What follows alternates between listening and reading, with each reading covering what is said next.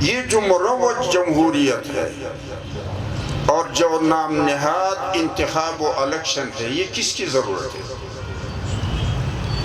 اگر یہ جمہوریت ہوا پرست دنیا جو خواہش کے غلام اور خالق سے آزاد ہے ان کی ہے، اور وہ اس راستے سے اور اس بہانے سے ہوا پرستی کو خدا پرست دنیا پر ان دوغلے انسانوں کی واسطے سے مسلط کرنا چاہتے ہیں، تو پھر تو مروج جمہوریت ہوا پرست دنیا کی ضرورت ہے، اور ہوا پرست دنیا کی وکالت ہر ملک میں اسٹیبلشمنٹ کرتی ہے۔ لہذا پاکستانی اسٹیبلشمنٹ ہوا پرست دنیا کی وکالت یہاں کرتی ہے، اور الیکشن اسٹیبلشمنٹ کی ضرورت ہے تاکہ وہ جمہوریت کے لبادے میں اپنے کارناموں کو چھپائے رکھے اور اپنے کارکردگی کا ملبہ جمہوری اداروں، سیاسی جماعتوں اور نام نہاد عوامی نمائندوں کے ذمہ ڈالے۔ تو اگر جمہوریت، انتخابات اور الیکشن ہوا پرست دنیا کی ضرورت ہے اپنے فکر و کردار کو مسلط کرنے کے لیے، اور ہمارے ہاں ان کی وکالت ہماری اسٹیبلشمنٹ کرتی ہے، اور پھر دوسرے درجے پر انتخابات اور الیکشن اور جمہوریت ان کی ضرورت ہے، اور تیسرے درجے پر جمہوریت اور انتخابات ہمارے جو اپنے آپ کو عوامی رہبر کہتے ہیں ان کی ضرورت ہے رتبے اور پیسے کے لیے۔ تو پھر ہمیں دیکھنا چاہیے کہ پبلک کی ضرورت کیا ہے۔ پبلک کی ضرورت امن ہے۔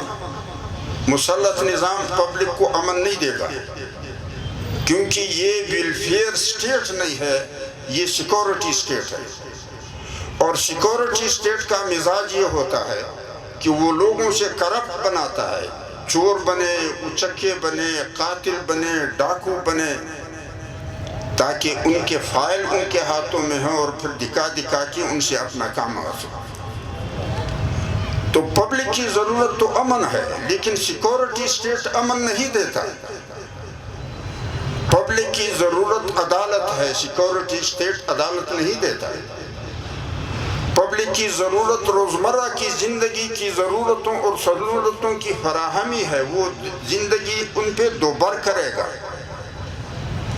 تو جب مسلط نظام پبلک کے لیے کارآمد نہیں ہے، اور اگر کارآمد ہے تو ہوا پرست دنیا کے لیے، اسٹیبلشمنٹ کے لیے، لیڈر کے لیے،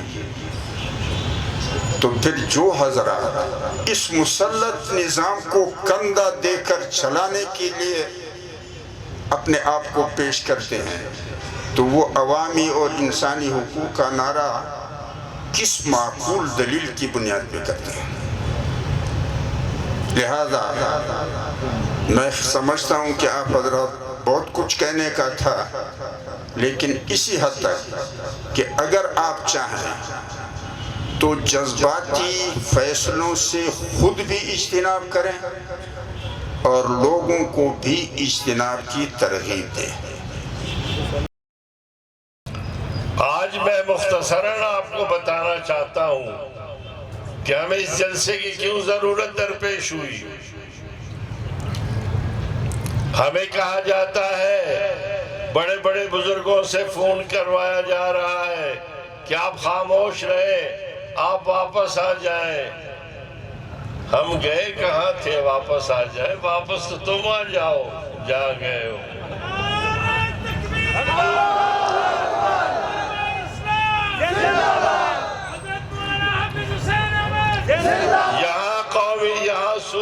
اسمبلی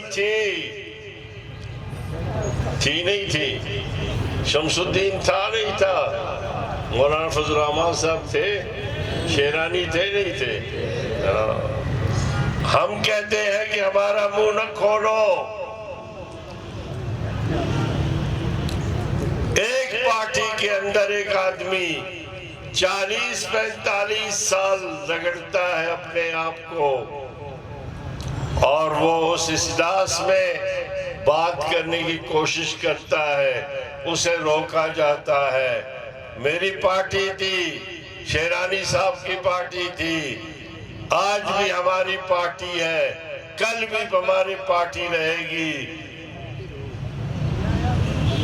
لیکن آپ تو کسی اور سٹیج پہ نظر آتے ہیں.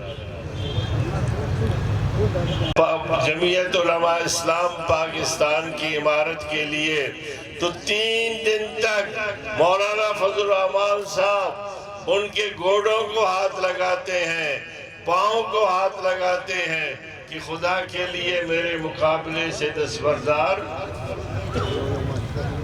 علماء بیٹھے ہیں کہ اگر ایک شخص اپنے منصب کے لیے خود مانگتا ہے، دوسروں کو مجبور کرتا ہے اور ایک دستور کی خلاف ورزی کرتا ہے، ریکارڈ پر ہے.